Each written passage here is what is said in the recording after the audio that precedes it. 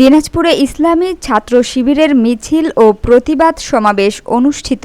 ডাকসু নির্বাচন বানচালের ষড়যন্ত্র, নারী হেনস্থা, চবি ও বাকৃবিতে শিক্ষার্থীদের ওপর হামলা এবং ছাত্র শিবিরের বিরুদ্ধে অব্যাহত মিথ্যাচারের প্রতিবাদে ইসলামী ছাত্র শিবির দিনাজপুর শহর শাখার উদ্যোগে বিক্ষোভ মিছিল ও সমাবেশ অনুষ্ঠিত হয়েছে।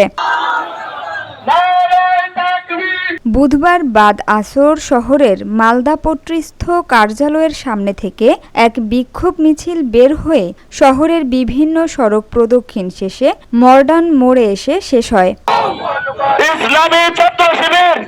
পরে সেখানে সংক্ষিপ্ত সমাবেশ অনুষ্ঠিত হয়। সমাবেশে বক্তব্য রাখেন ইসলামী ছাত্র শিবির কেন্দ্রীয় কার্যকরী পরিষদের সদস্য ও দিনাজপুর শহর শাখার সভাপতি মুশফিকুর রহমান, সেক্রেটারি মাসুদ রানা, দিনাজপুর জেলা উত্তর সভাপতি রাসেল রানা, হাবিবরবি শাখার সেক্রেটারি শেখ রিয়াদ প্রমুখ।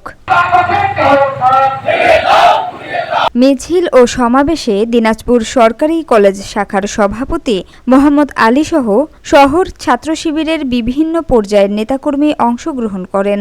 তারা আমাদেরকে চট্টগ্রাম এবং কৃষি বিশ্ববিদ্যালয় সহ বিভিন্ন রাজশাহী বিশ্ববিদ্যালয়ে তাদের প্রশাসনিক ভবনে তালা ঝুলাচ্ছে। তারা এর মাধ্যমে ছাত্র সংসদ নির্বাচনকে মূলত বানচালের চেষ্টা করে যাচ্ছে। কিন্তু তারা জানে না জুলাইয়ের 24-এর আকাঙ্ক্ষা আমাদের এই ছাত্ররা এই যে দায় চাপানোর রাজনীতিতে আর অভ্যস্ত নয়। আমরা দেখতে পাচ্ছি তারা বিভিন্ন ধরনের ট্যাগিং এর মধ্যে দিয়ে তাদের রাজনীতি করতে যাচ্ছে। ছাত্র সংসদ নির্বাচন অবশ্যই হতে হবে।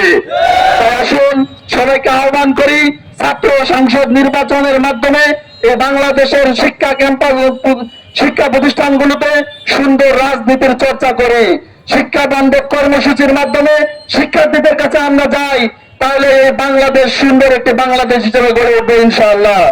এতটুকু আহ্বান রেখেই আজকের এই কর্মসূচিতে সবাইকে উপস্থিত হওয়ার জন্য ধন্যবাদ জানিয়ে আজকের কর্মসূচি এখানে সমাপ্তি ঘোষণা করছি। Samia Sultana, GBC television.